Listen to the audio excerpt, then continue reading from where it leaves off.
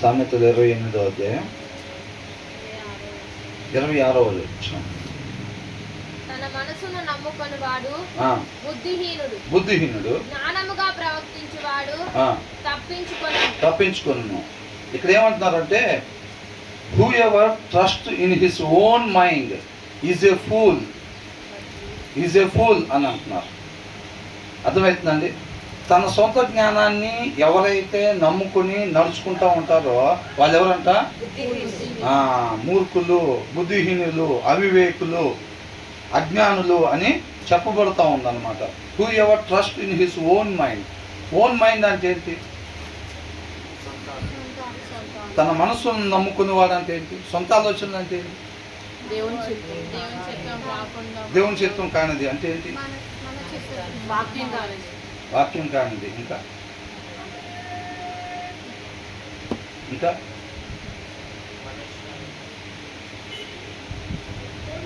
ఆయన నడిపింపు కానిది స్వాభావికంగా ఉండే మూఢత్వం ఏదైతే ఉండిద్దో దాన్ని అనుసరించే వాళ్ళు మూర్ఖులు అంటున్నారు. స్వాభావికంగా ఉండే మూఢత్వాన్ని అనుసరించే వాళ్ళు మూర్ఖులు. మూఢత్వాన్ని అనుసరించే వాళ్ళు మూర్ఖులేనా కదా? అది తన సొంత జ్ఞానాన్ని అనుసరించటం అంటే అది.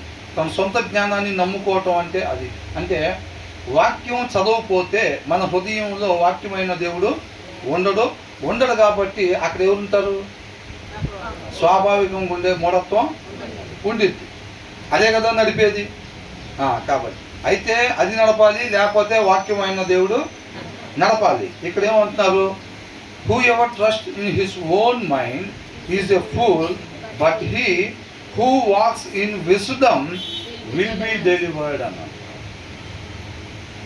ఆయన జ్ఞానం చేత ఎందరైతే నడిపించబడతారో వాళ్ళు మాత్రమే విమోచింపబడతారు.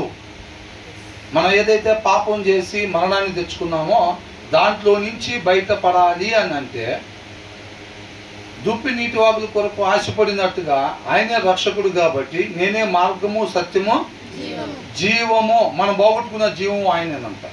కాబట్టి దాని కొరకు దుప్పి నీటి వాగుల కొరకు ఆశపడినట్టుగా జీవం కొరకు ఎవరైతే దప్పికొని శ్రద్ధ కలిగి దాన్ని తీసి దాని సారాంశం కొరకు వెతుకుతారో, దాన్ని భుజించాలని ఆశపడతారో వాళ్ళు ఆ జ్ఞానాన్ని పొందుకుంటారు. అర్థమవుతుందండి? కాబట్టి అలా ఎందరైతే నడుస్తారో వాళ్ళు మాత్రమే విమోచింపబడతారు. శ్రద్ధ కలిగి వాక్యము చదివి దాని సారాంశం ప్రకారంగా మాత్రమే దేవుడి కృపను బట్టి నాకు ఇచ్చిన ప్రతి క్షణం నేను ఉపయోగించాలనే తపన, తృష్ణ ఎవరికైతే ఉండిద్దో వాళ్ళు మాత్రమే విమోచింపబడతారు. అలా ఉండే ప్రతి ఒక్కరిని దేవుడు తృప్తిపరుస్తాడు. అంతరంగంలో నిజంగా దేవుడి కృపను బట్టి నాకు ఇచ్చే ప్రతి క్షణం కూడా ఆయన హృదయాలోచన చొప్పున మాత్రమే నేను ఉపయోగించాలి అనే ఆలోచన, ఆశ ఎవరికైతే ఉంటుందో వాళ్ళను దేవుడు తప్పక తృప్తిపరుస్తాడు. అంతేలే కానీ ఊరికనే పైనే మాట్లాడామా, లోపల అంతరంగంలో ప్లాన్లు వేరు, ఆలోచనలు వేరు, లోక సంబంధమైన సాధించాలని చెప్పి ఆ ఇంటెన్షన్స్ లోపల పెట్టుకొని మనం బయటికి మాత్రం అందరితో పాటు పాటలు పాడటం, అందరితో పాటు ప్రార్థన చేయటం, అందరితో పాటు ఫెలోషిప్లో కూర్చొని ఉంటే దానివల్ల ఉపయోగం ఏమీ లేదు. అవునండి? కాబట్టి మనం ఖచ్చితంగా శ్రద్ధ కలిగి వాక్యాన్ని చదివినట్లయితే, ఆ సారాంశాన్ని వెతికినట్లయితే, ఇక్కడ అండర్లైన్ వర్డ్ ఏంటంటే హూ వాక్స్ ఇన్ విజ్డమ్, దేవుడి జ్ఞానములో ఎవరైతే నడుచుకుంటూ ఉంటారో అనేది ప్రాముఖ్యం అన్నమాట. వాళ్ళు మాత్రమే విమోచింపబడతారు. అంతేగాని సొంత జ్ఞానాన్ని ఎవరైతే వాక్యం చదవకుండా ఉండి వాక్యం టైం వచ్చేసరికి బోరు కొట్టి అని సింటమ్స్ అన్నమాట దానికి. అర్థమవుతుందండి? ఇలాగ ఎవరికైతే ఉండిద్దో వాక్యం చదవకుండా ఆయన చిత్తాన్ని మాత్రమే నెరవేర్చాలనే తృష్ణ, తపన మనకి లేదనుకోండి, మనం ఏమవుతాం? ఆ మూఢత్వం ద్వారా నడిపించబడతాము. మనం విమోచింపబడకుండా నశించిపోయే వారంగా ఉంటాము. కాబట్టి ఇక్కడ మాత్రమే వినటం కాకుండా మన ఇంటి దగ్గర కూడా ఎక్కడున్నా సరే ఏం చేయాలి? శ్రద్ధగా వాక్యాన్ని చదవాలి. దాని సారాంశం కొరకు. అంతే తప్ప 2 అధ్యాయాలు చదివా, 3 అధ్యాయాలు చదివా, 10 అధ్యాయాలు చదివా కాదండి. సారాంశం వదిలిపెట్టి చదువుకుంటే వెళ్ళటం వల్ల ఉపయోగం ఏమీ కూడా లేదు.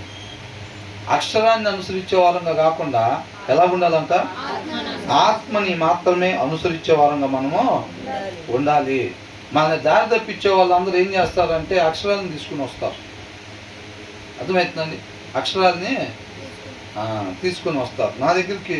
నేను ఫస్ట్లో నాకు అంటే ఇప్పటికేం తెలుసని కాదులేండి, అంతకుముందు అసలు ఏం తెలియనప్పుడు ఒక అతను వచ్చి బాప్టిజం తీసుకున్నాం అన్నా. ఎలా తీసుకున్నారంటే ఇదేం ప్రశ్న, ఎలా తీసుకున్నాం, నీళ్ళలో ముందు వేసి తీసుకున్నాం అని అన్నా. అంటే అలా కాదు, మీకు బాప్టిజం ఇచ్చేటప్పుడు తండ్రి కుమారు పరిశుద్ధాత్మ నామంలో ఇచ్చారా, యేసయ్య నామంలో ఇచ్చారా అని అన్నారు. ఆ మాట అనగానే నాకు అక్కడే డౌట్ పడింది. అదేంటి అసలు ఇట్లా 2 రకాలుగా ఉంటాయా అని అనుకున్నాను. అప్పుడు నేను గుర్తు చేసుకుంటే పాస్టర్ గారు నాకు బాప్టిజం ఇచ్చేటప్పుడు తండ్రి కుమార్ పరిశుద్ధాత్మ నామంలో అని అన్నారు.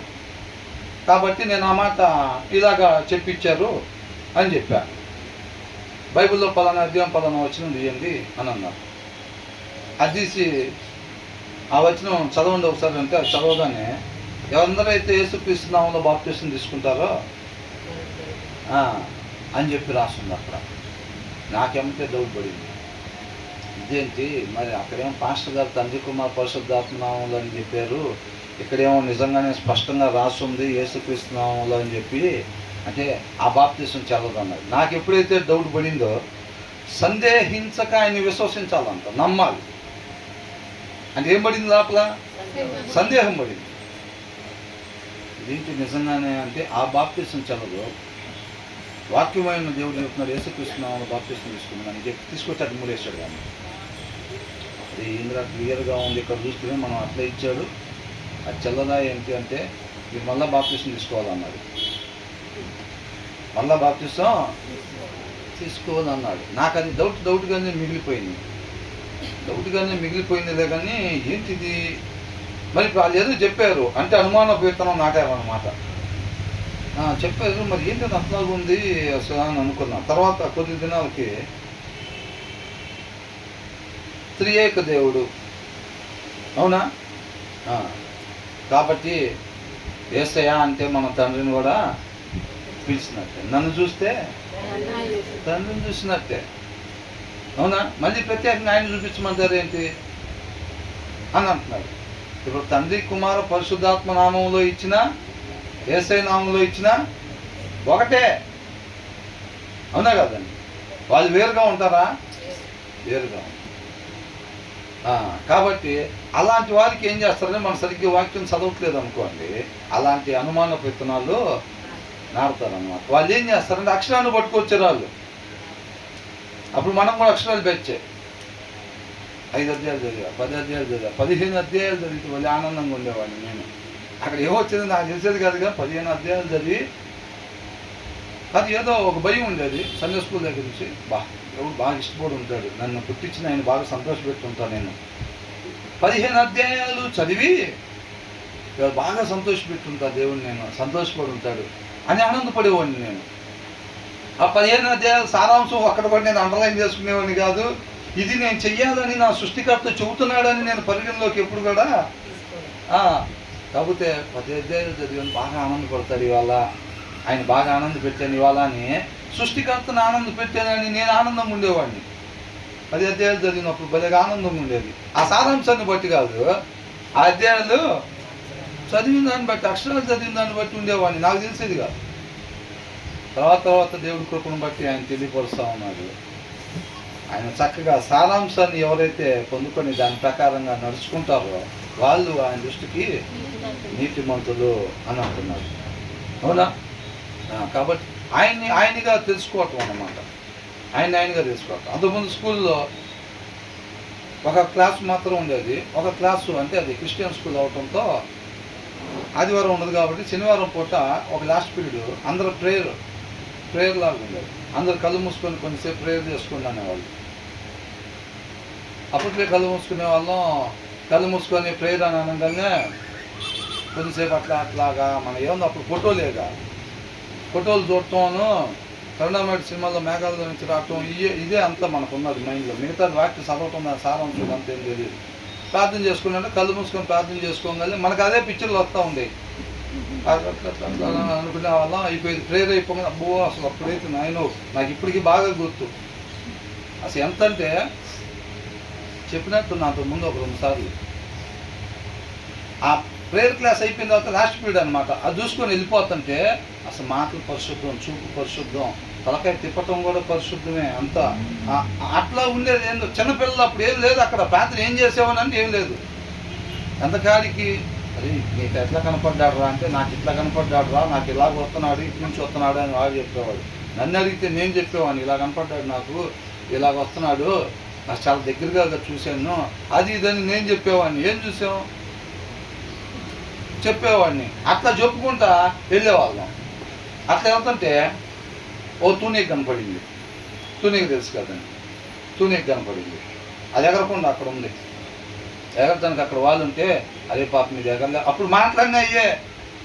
ఎప్పుడు ఆ ప్రేయర్ క్లాస్ అయిపోయిన తర్వాత కొద్దిసేపుడు దాకా బస్ ఎక్కి ఇంటికి వెళ్ళిన దాకా అంతా పరిస్థితి నిత్య జీవంలో ఉన్నట్టుగా అనమాట. అంతా అది చిన్నపిల్లలు అప్పుడు స్కూల్లో చదువుకొని పోతా నిర్మలా కార్మెంట్ చదువుకున్నామండి. అక్కడ బిల్డింగ్ దగ్గర నుంచి గేట్ అంత దూరం ఉండేది. అక్కడ నడుచుకుంటూ వెళ్తా ఉంటే తుని కనపడింది.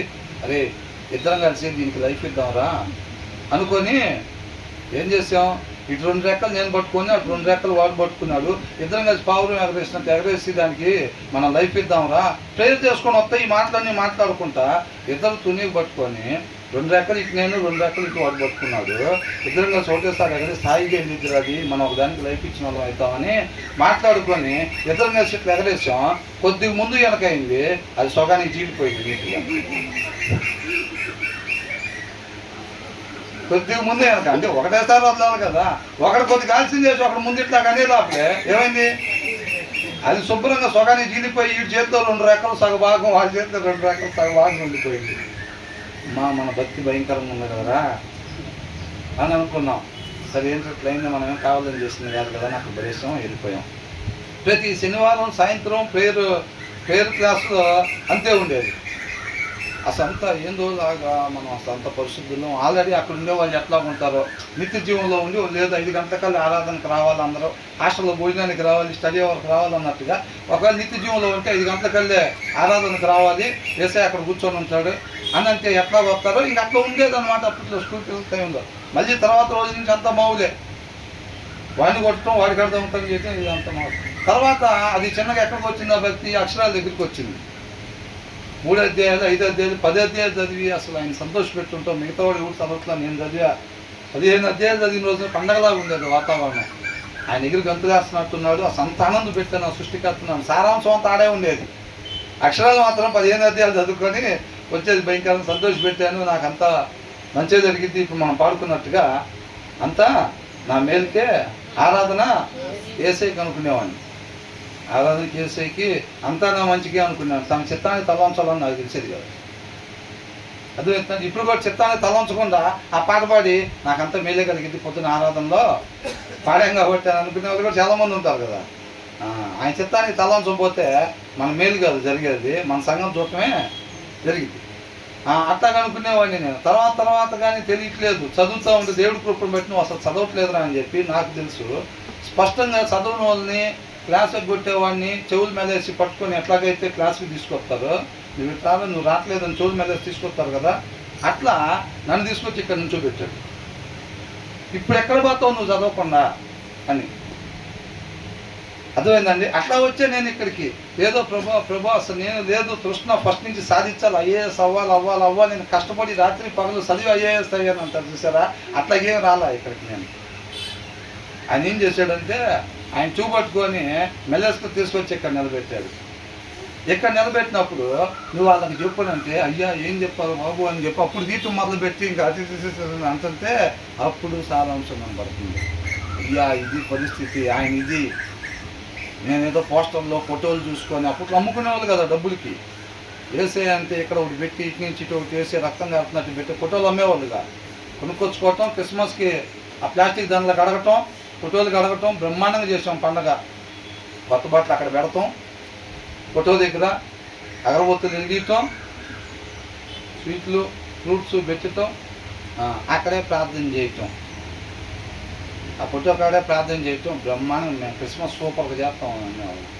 అట్లా ఉండేది. తర్వాత తీసుకొచ్చిన తర్వాత ఆయన కూర్చోబెట్టి ఆయన కనపరుచుకుంటూ ఉన్నాడు అన్నమాట. అర్థమవుతుంది. అవన్నీ కనపరచుకుంటే ఊహో అప్పుడు అర్థమవుతుంది. ఇది ఆయనగా తెలుసుకోవటం అంటే ఇది. చిన్నప్పుడు కళ్ళు మూసుకొని మేఘాల మీద నుంచి వస్తున్నాడు, ఇటు నుంచి వచ్చాడు, దగ్గరగా చూసా, అది కాదు. తర్వాత అక్షరాలు చదివేసి ఇన్ని అధ్యాయాలు చదివి అన్ని అధ్యాయాలు చదివి అన్నది కాదు. ఆయన ఏంటో కనపరుచుకుంటూ ఉన్నాడు. కాబట్టి మనం కూడా వాళ్ళ సొంత జ్ఞానాన్ని ఎవరైతే నమ్ముకొని ఉంటారో వాళ్ళు ఏం చేస్తారంట, మరణంలోనే నిలిచిపోయేవారుగా ఉంటారు. అర్థమవుతుందండి. కాకపోతే ప్రార్థన చేసుకుంటారు. నేను చెప్పాగా, dialler tune, caller tune, cinema పాటలు వెళ్ళేటప్పుడు వచ్చేటప్పుడు ప్రార్థనలు కామన్. నిన్న అడిగితే మా ఆఫీస్లో ఒకరిని వాళ్ళ హస్బెండ్ తాగుతాడంట. ఏం పర్లేదమ్మా, తాగుడు మానుకుంటాడు, ఎప్పుడైనా సమయం దొరికినప్పుడు చెప్తా ఉంటాం కదా ఏదో ఒకటంటే, నేను అంటుంటేనే అమ్మాయి ఎట్లా అంటుంది. అది జరిగే పనులు కాదయ్యి, అసంభవం. ఆ ప్రయాసం మొత్తం ఎప్పుడు అయిపోయింది. అర్థమవుతుందండి. అవి జరగని పనులు అయ్యి అని అంటుంది. ఏందమ్మా అడ్డం కూపుతున్నావు, అసలు మాట్లాడుతుంటేనే అడ్డం కూపుతున్నావు ఏంటంటే అనవసరం అండి, అది వేస్ట్ పని. మీరు కష్టపడి ఇంకొకరు తీసుకొచ్చినా మా ఆయన తాగుడు మానుకోడు అని అంటుంది.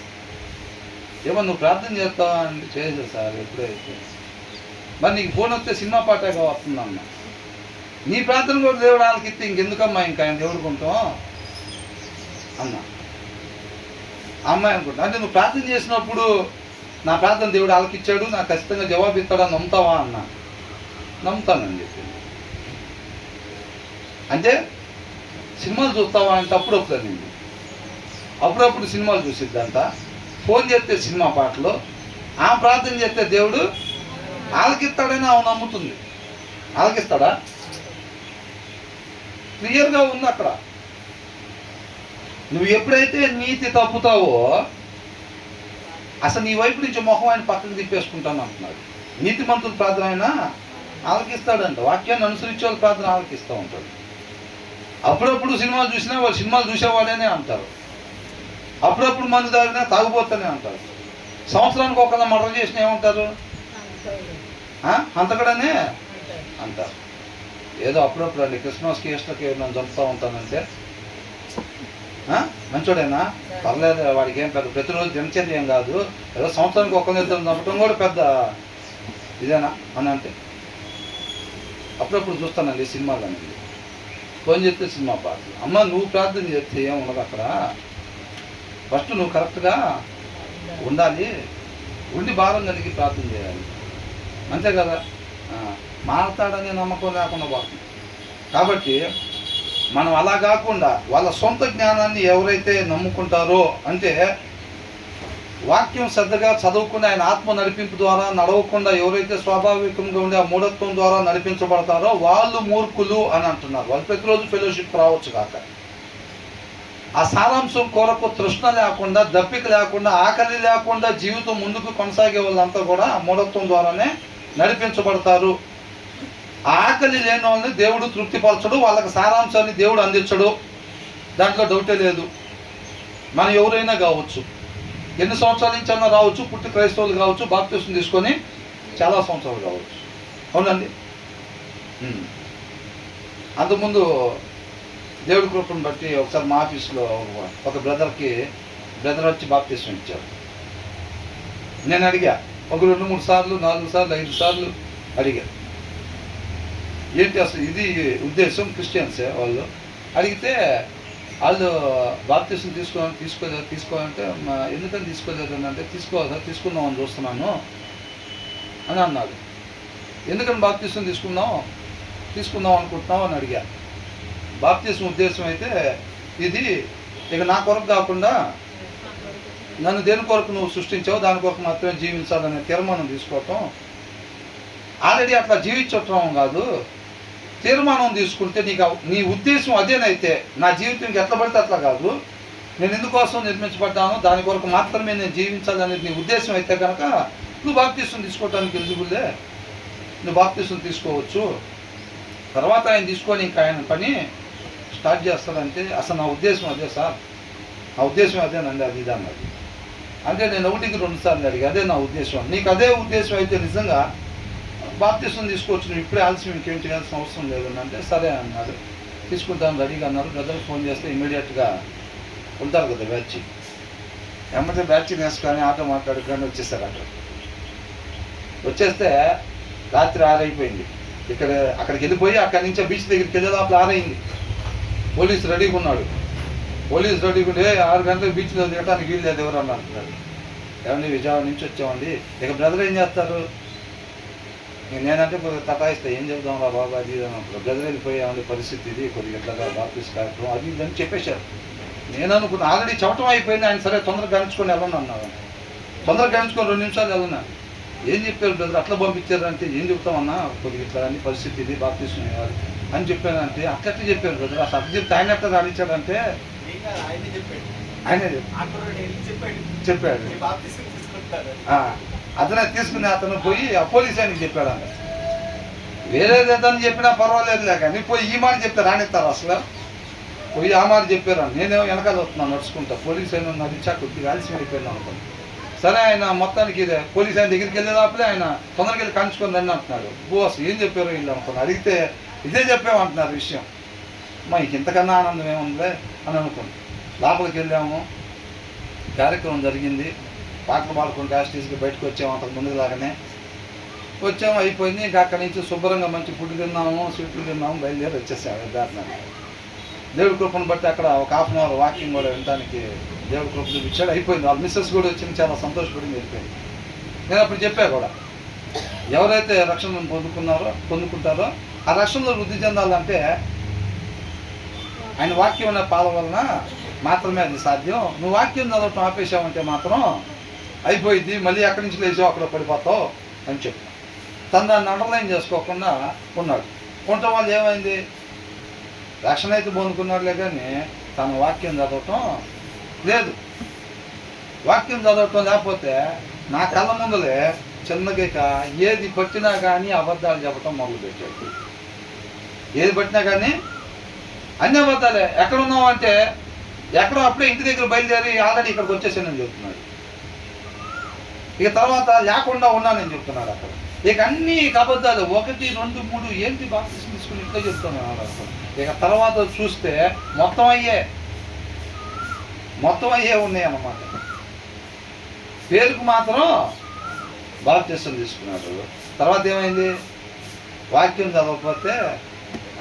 కాబట్టి మనం బాప్తిసం తీసుకున్నాం కదా, చెంప మీద ఒక దెబ్బ కొట్టి నిత్య జీవాన్ని తీసుకెళ్తాడేమో వాక్యం చదవకపోయినా అంటే అట్లాగేమీ ఉండదు.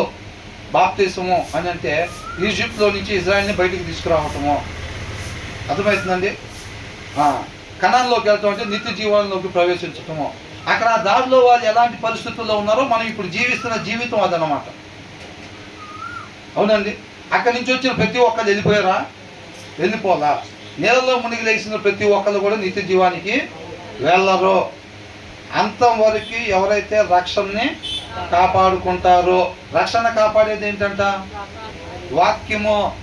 వాక్య సారాంశం మనం స్వతంత్రులుగా చేసిద్ది, అర్థమవుతుందండి.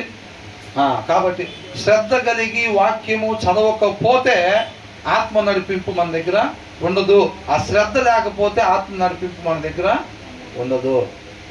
కాబట్టి ఆ శ్రద్ధ ఉండాలన్నమాట. ఎప్పుడెప్పుడు చేద్దాం, ఎప్పుడెప్పుడు ఇట్లాగా అనేది ఆ ఇది ఉండాలి. ఆ తపన, తృష్ణ, ఆశ, దప్పిక ఉండాలన్నమాట దేవుని చిత్తాన్ని నెరవేర్చడానికి. అదే మన గురై ఉండాలి.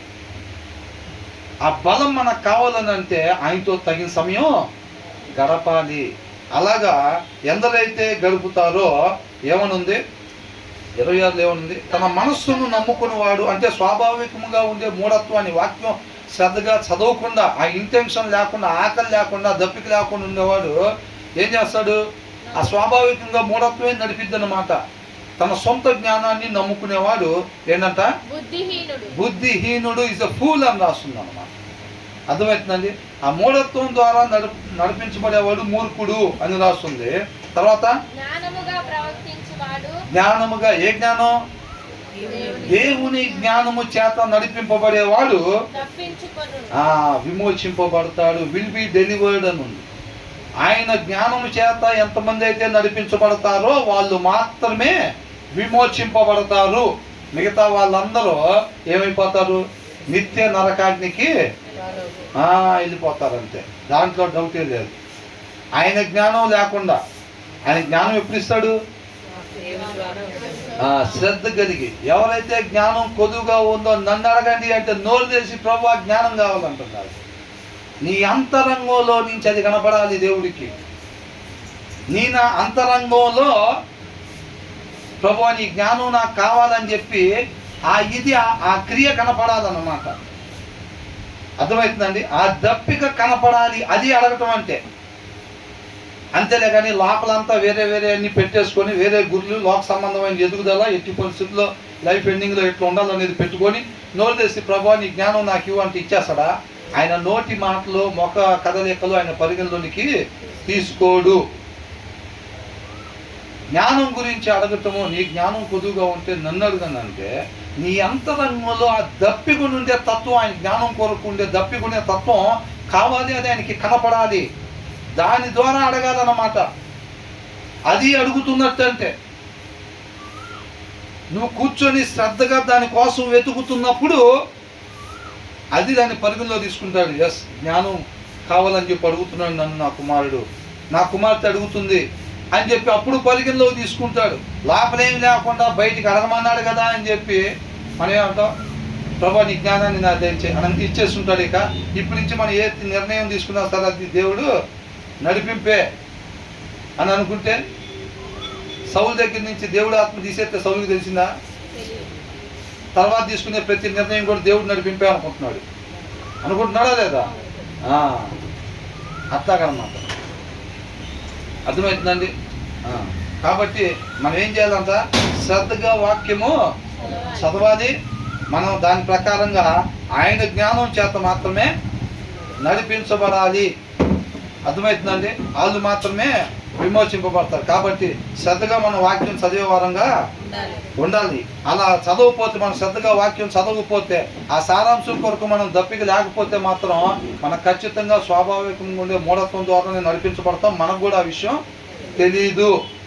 తెలియక పడిపోతాం. ఆ టైంలో మనం ఏ నిర్ణయం తీసుకుంటామో ఆ నిర్ణయం ఖచ్చితంగా మన నాశనానికి నడిపించిద్ది.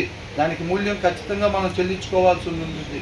కాబట్టి బుద్ధిగల కన్యకలాగా ఎప్పటికప్పుడు నూనె చెక్ చేసుకుంటున్నట్టుగా మనం కూడా మన హృదయంలో చెక్ చేసుకుంటూ ఉండాలి.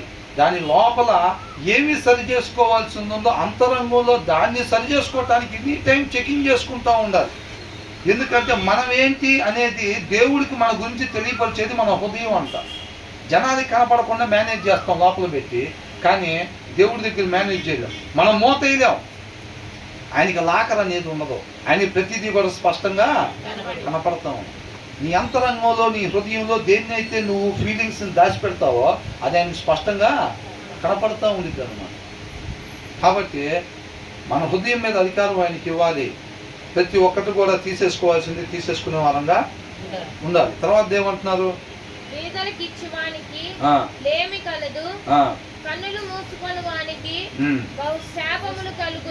Whoever gives to the poor, అల్పులకంట ఎవరికైతే ఇస్తారో వాళ్ళకి ఏం కలగదంట?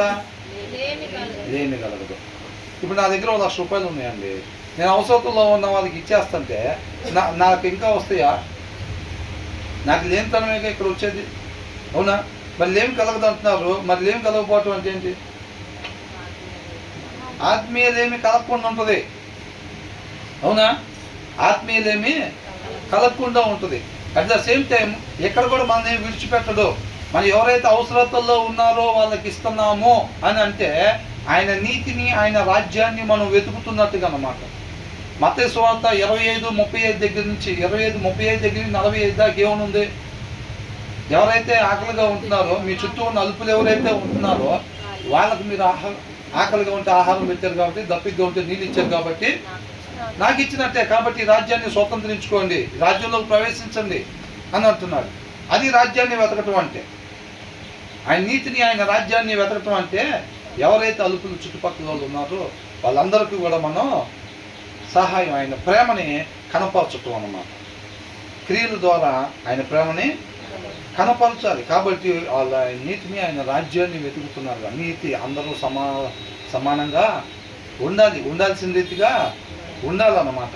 అలా ఎందరైతే ఉంటారో వాళ్ళకి ఏ కొదువ ఉండదు అని అంటున్నాడు. అక్కడ అకౌంట్లో కూడా ఎలా ఉంటుంది? ప్లెంటీ ఆఫ్ మనీ అన్నమాట, సమృద్ధి ధనం, ఐశ్వర్యవంతులు అన్నమాట. పేదలైన మీరు ధన్యులు. మరి వీళ్ళు పేదలు కదా, ధన్యులు ఎట్లా అయ్యారు? ఏడ్చుస్తున్న మీరు ధన్యులు, మీరు నవ్వేదరు అంటున్నారు. అవునా? కాబట్టి మనం అవి పట్టుకోవాలి, వాటిని విశ్వసించాలి. ఆ విశ్వాసంతో మనం ముందుకు సాగే వారంగా ఉండాలన్నమాట. ఎంతమందికి అయితే అక్కడ ఉండాలి, నేను నిత్య జీవంలో ఉండాలి, నాకేది కూడా ఆత్మీయంగా కొద్దు ఉండకూడదు అనుకునే వాళ్ళు చేయాల్సిన పని మొదటిది అనమాట. ఇక్కడ ఉన్నానండి నేను, ఇక్కడున్న జడ్సన్ అదే చెప్తుంది.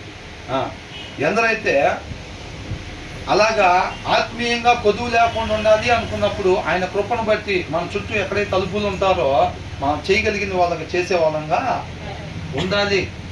ఆ ఆశ ఉండాలి, ఆ తపన ఉండాలి, ఆ అవకాశాల కోసం ఎదురు చూస్తూ ఉండాలి. అది గొప్ప భాగ్యంగా ఎంచుకోవాలి అని అంటున్నారు. తర్వాత ఏమంటున్నారు? ఇంకా కన్నులు మూసుకొని వానికి బహుశాపములు కలుగును అని అంటున్నాడు. కన్నులు మూసుకోవటం అంటే వాళ్ళని గూర్చిన ఆలోచనే లేదు, ఆలోచన చేసుకోవటానికి కూడా ఇష్టపడకుండా ఉండటం. అలాంటి వాళ్ళ గురించి, అలుపుల గురించి ఆలోచన కూడా చేసుకోవటానికి ఇష్టపడని వాళ్ళు, సహాయం చేయని వాళ్ళు, ఆ ఉద్దేశం లేని వాళ్ళు, వీళ్ళు ఎవరనంటే క్రీస్తులో నాటబడిన వాళ్ళు, వాక్యం చదవని వాళ్ళు, శ్రద్ధగా. అర్థమవుతుందండి? వాళ్ళ గురించిన చూపు పోదన్నమాట. కాబట్టి ఎవరైతే అట్లా కన్నులు మూసుకొని ఉంటారో, ఎవరైతే అట్లా ఉంటారో, ఆయన నీతిని, ఆయన రాజ్యాన్ని వెతుకుతారో, వాటితో పాటు ఇక్కడ కూడా ఏం కావాలో ఇస్తానంటున్నాడు. వాటితో పాటు అంటే ఆయన నీతిని, ఆయన రాజ్యాన్ని ఇస్తాడు. ఎవరైతే కన్నులు మూసుకుంటారో వాళ్ళకి ఆయన రాజ్యం రాదు. అర్థమవుతుందండి? మనమే గోల్డ్ బిస్కెట్ మీద గోల్డ్ బిస్కెట్ పోగేసుకుంటా, డబ్బుల మీద డబ్బులు పెట్టుకుంటా, లాకర్లో అకౌంట్లో లక్షకు లక్ష యాడ్ చేసుకుంటా వెళ్ళిపోతూ ఉంటారు. మిగతా వాళ్ళ వైపు చూడకుండా వెళ్ళిపోతూ ఉంటారో వాళ్ళకి నిత్యరాజ్యం ఉండదు, నిత్య జీవము ఉండదు. అర్థమవుతుందండి? కాబట్టి ఎందరైతే ఈ చుట్టూ అలుపులు ఉంటున్నారో వాళ్ళని ఎప్పుడైతే వాళ్ళ మీదకి మన ధ్యాస పోతుందో, వాళ్ళ మీద నిత్యం మనం సజీవులుగా ఉన్నంత కాలము మన దృష్టి వాళ్ళ మీద ఉండాలి. అట్లనమాట. ప్రత్యేకంగా మనం గవర్నమెంట్ పేదవాళ్ళ కోసం ఎలాగుంటుందో మనం ఆయనలో నాటబడి ఉన్న ఆయన పిల్లలకి గవర్నమెంట్ లాగా అనమాట. వీళ్ళందరి కొరకు ఈ అలుపులు ఎవరైతే ఉన్నారో వీళ్ళందరికీ ఈ ఆత్మీయులే గవర్నమెంట్ అన్నమాట. అర్థమవుతుందండి? వాళ్ళని చూడాల్సిన బాధ్యత ఎవరిది? మనదే. అవునా? వాళ్ళని చూడాల్సిన బాధ్యత మనది. కాబట్టి మన అంతరంగంలో చెక్ చేసుకోవాలి, అసలు మన ధ్యాస ఏముంది, వాళ్ళ మీదకి పోతుందా లేదా, లేదా గొప్ప వాళ్ళ మీదకి పోతుందా, గొప్పటి మీద పోతుందా. మనం గొప్ప గొప్పవి చూద్దాం అనుకుంటాం. అవునా?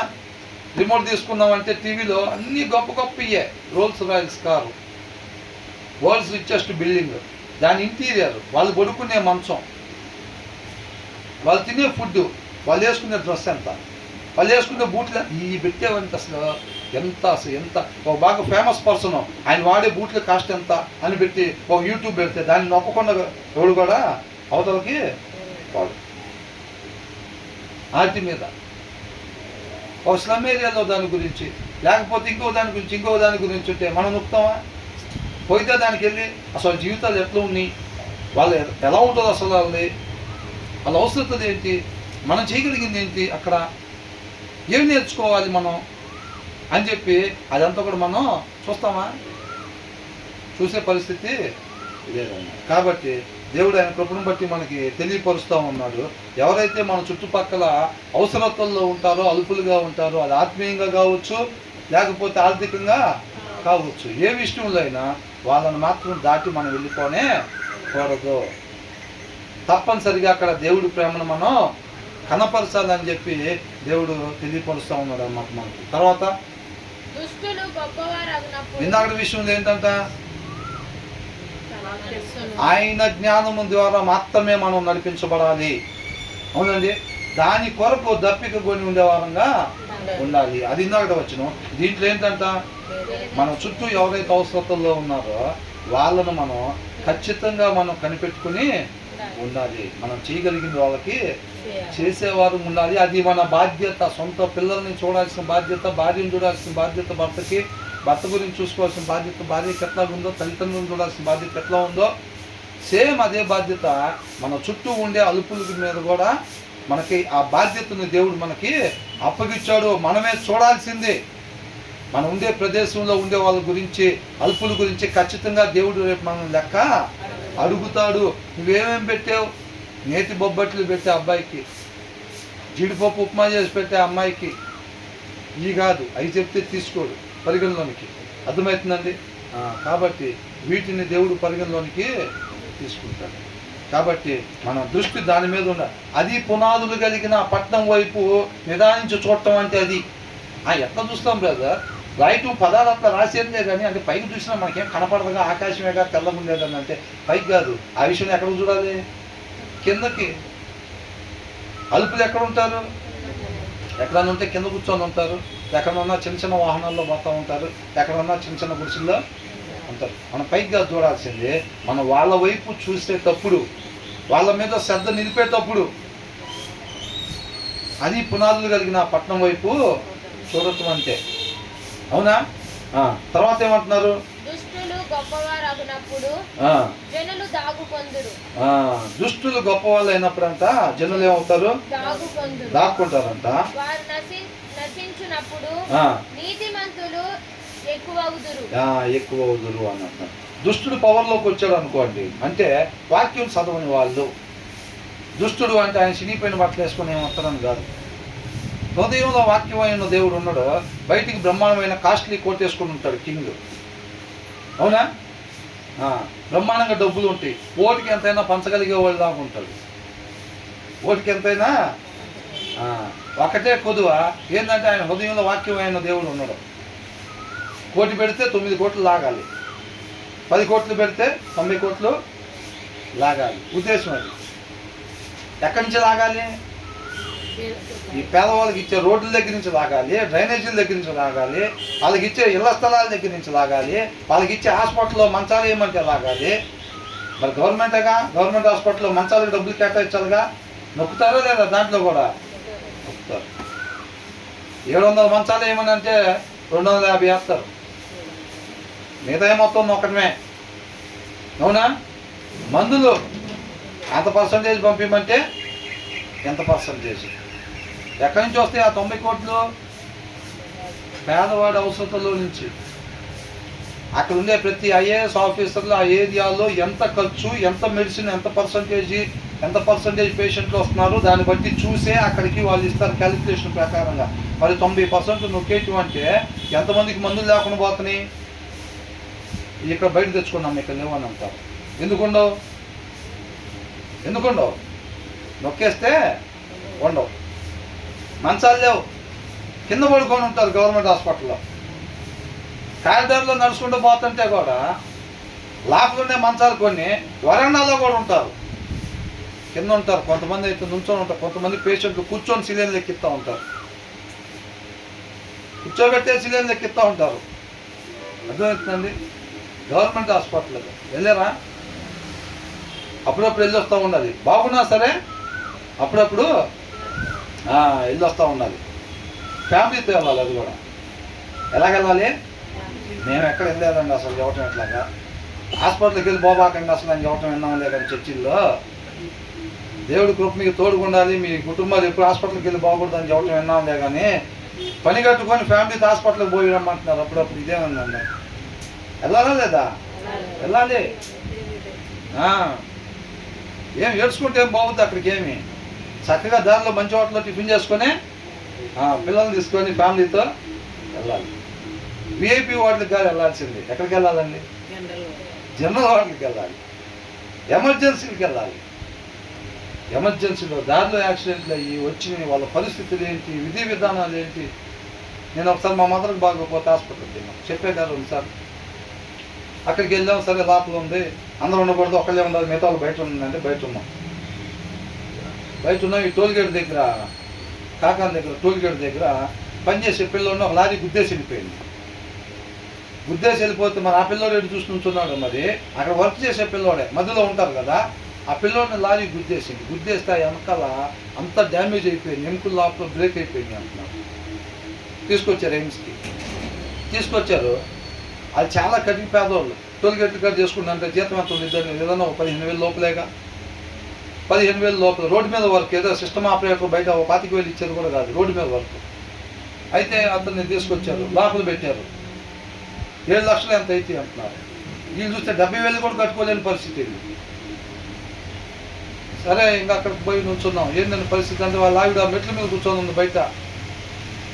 ఆ ఓనర్లో రావట్లేదు, ఇలా తీసుకెళ్ళాలి మీరు అర్జెంటుగా, ఇక్కడి నుంచి గవర్నమెంట్ హాస్పిటల్ కన్నా తీసుకెళ్ళండి, లేకపోతే బయటకన్నా తీసుకెళ్ళండి, ఇక్కడ మంచాలు చాలా ముందు అర్జెంట్ బయటకు తీసుకెళ్ళాలి మీ ఆయన్ని అని అంటారు. అయ్యా వాళ్ళు వస్తానన్నారు, టోల్గేట్ వాళ్ళు ఓనర్స్ వస్తానన్నారు, వాళ్ళ దగ్గరే కదా పని చేస్తుంటే జరిగింది కదా, వాళ్ళు వస్తానన్నారు అంటే పొద్దు నుంచి చెప్తున్నారంట. సాయంత్రం మేము చీకట పడిన తర్వాత వెళ్ళింది, చీకట పడిన తర్వాత వెళ్తే అప్పుడు కూడా రాలా. ఈయన అల్లాడిపోయి కేకలు పెడుతున్నాడు లోపల.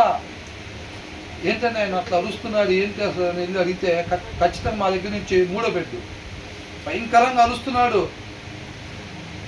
అసలు డాక్టర్లు ఆమెను పిలిచి మాట్లాడుతుంటే సరే పక్కకు పోయి నుంచోనింటే, అమ్మ ఆయన తీసుకెళ్ళకపోతే మాత్రం బతకడు, చేయకపోతే వైద్యం మీరు దాని తాలూకా 7 లక్షలు డబ్బులు అవుతాయి, మీరు ఇస్తానంటే వైద్యం స్టార్ట్ చేస్తాం ఇమీడియట్గా, లేదంటే ఆయన తీసుకొని మీరు గవర్నమెంట్ హాస్పిటల్ కానీ ఎక్కడికైనా వెళ్ళిపోండి మీరు అంటే, లేదంటే ఆయన వస్తాను, ఎప్పుడమ్మో వచ్చేది పొద్దు నుంచి చెప్తున్నారు అని అంటున్నారు. వాళ్ళ దగ్గర డబ్బులు లేవు, ఆ ఓనర్లు ఏమో రాకలా, మరి వీళ్ళు ఏమైనా ట్రీట్మెంట్ చేయకపోతే చచ్చిపోతాడని అంటున్నారు. జస్ట్ ఒక కేసు. ఇక మిగతా వాళ్ళకి చూస్తే ఒక్కొక్కరికి 3-4 ట్యూబులు లోపలికి, 3-4 ట్యూబులు ఒకరికన్నా ఉంచట్లా. అంతకుముందు చూస్తే సెంటర్లో నుంచొని బ్రహ్మాండంగా సిగరెట్లు తాకిన వాళ్ళకి 4-5 ట్యూబులు లోపలికి వేసే పరిస్థితి. ఇక్కడంతా హీరోలు, అక్కడ పోతే జీరోలు. కేకలే తోడు పట్టి ఎంతమంది పట్టించుకుంటారు? 20 మందికి 2 నుంచి 4 పెడుతున్నారు నర్సులని, అవునా? ఆగే వాళ్ళకి అర్జెంట్ ఇంజక్షన్ చేయాలి అక్కడ అని అంటారు. వీళ్ళు కేకలు వేస్తూనే ఉంటారు, అమ్మా నర్సమ్మ రమ్మ దండం పెడతాను అంటూ ఉంటారు. వీళ్ళు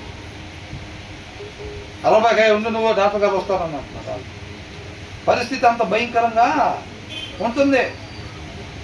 ఇక్కడ అది లేదు ఇది లేదు, వాళ్ళకి మెర్సిడెస్ ఉంది, మనకి స్కోడా కొన్నారు, ఇదేమో సరిగ్గా ఇవ్వలేదు, మా ఫ్రెండ్కి ఏమో ఆడి ఉంది, ఇంకొకరికి ఇది ఉంది అది ఉంది అని అంటున్నారు, అవునా?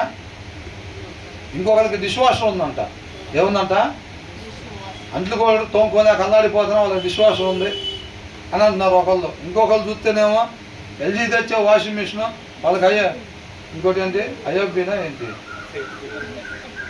అది ఐఎఫ్బీ ఉంది, తీసుకొని పోయి వాషింగ్ మిషన్ కొని పెడతాను, 6 నెలల నుంచి ఊరిచ్చి ఒకటి తీసుకొచ్చు అని చెప్పి అట్లా ఉంటున్నాం మనం. అక్కడ పోతే పరిస్థితి ఏంటో అర్థమవుతుంది అన్నమాట, అర్థమవుతుందండి. కాబట్టి దుర్మార్గులు వచ్చినప్పుడు ఏం చేస్తారు? దోసుకోవటమే మొత్తం, అవునా? జనాలు దాక్కునే పరిస్థితి ఉండిద్ది అనమాట. జనాలు పోయి దాక్కోవటం, హింసించటం అలాగుండిద్ది అన్నమాట. కాబట్టి అందుకని ఇక్కడ ఏమంటున్నారు, దుష్టులు గొప్పవారు అన్నప్పుడు when the wicked rise to power, వాళ్ళ అధికారంలోకి వస్తే, హృదయంలో వాక్యం లేనివాడు అధికారంలోకి వచ్చినప్పుడు ఏమైంది, అవునా? ఆహాబ్ రాజు ఉన్నప్పుడు, యెజబెల్ ఉన్నప్పుడు ప్రవక్తలు సైతం పోయి దాక్కునే పరిస్థితి వచ్చింది. వచ్చిందా రాలేదా? ప్రవక్తలు కూడా పోయి దాక్కోవటం అంటే అది దేనికి సింబలైజ్డ్ అంటే, వాళ్ళ నీతిని, న్యాయాన్ని, ధర్మాన్ని వాళ్ళు అలా తొక్కేసే వాళ్ళుగా, అణిచివేసే వాళ్ళుగా ఉంటాడు ఈ దుర్మార్గుడైన నాయకుడు. హృదయంలో వాక్యం లేని వాళ్ళు ఏం చేస్తారు? సొసైటీలో ధర్మాన్ని అణిచివేసే వాళ్ళుగా ఉంటారు. అర్థమవుతుందండి? అప్పుడు నీతిగా ఉండే వాళ్ళు ఉంటారా? మనం కూడా ఆ పార్టీలో చేరిపోతే వదిలిపెట్టేస్తారు మనల్ని. అట్లాంటి పార్టీ ఏదైనా వచ్చిందనుకో, నువ్వు మా పార్టీలో వస్తే వదిలిపెడతాను, లేకపోతే సిబిఐ దాడులు, ఐటీ దాడులు అంటారా లేదా? అట్లాగా తొక్కేసే వారుగా ఉంటారు. అంటే ఈ వచనం ద్వారా ఏంటంట, వాళ్ళు నశించినప్పుడు అని అంటున్నాడు. ఎవరు? ఆ దుష్టుడు నశించినప్పుడు ఏమైందంట, నీతిమంతులు ఎక్కువ వగుదురు అని అంటున్నాడు. అర్థమవుతుందండి? కాబట్టి వాళ్ళు ఎప్పుడైతే నశించిపోతారో, మనం దుష్టులుగా, దుర్మార్గులుగా, అవివేకులుగా, అజ్ఞానులుగా మనం ఉండకూడదు. ఈ లోకానికి మనం వెలుగు, ఉప్పుగా ఉండాలి. నీతిమంతులుగా మాత్రమే మనము జీవించాలి, మనం అనేక మందికి మనం మేలుకరంగా ఉండాలి అని అంటున్నారు అన్నమాట. కాబట్టి మనం 26వ వచనంలో ఏం చూసాం? ఆయన జ్ఞానం చేత మాత్రమే మనం నడిపించబడేవారుగా ఉండాలి. తర్వాత మన చుట్టూ ఎవరైతే అల్పులు ఉంటారో వాళ్ళందరినీ కూడా మనం చూడాల్సిన బాధ్యత మన మీద ఉన్నది అని అంటున్నాడు. 28వ వచనంలో మనం దుష్టులుగా ఎప్పుడు కూడా ఉండకుండా మనం నీతిమంతులుగా జీవించే వారంగా మనము ఉండాలి. కాబట్టి ఈ 3 విషయాలు మన హృదయం మీద రాసుకొని శ్రద్ధ వాటి మీద నిలిపి ఆ ప్రకారంగా ఉండాలనే ఆశ దప్పిక కలిగి మనం ముందుకు సాగే వారంగా ఉండాలి. దేవుడికి మహిమ కలుగుతుంది.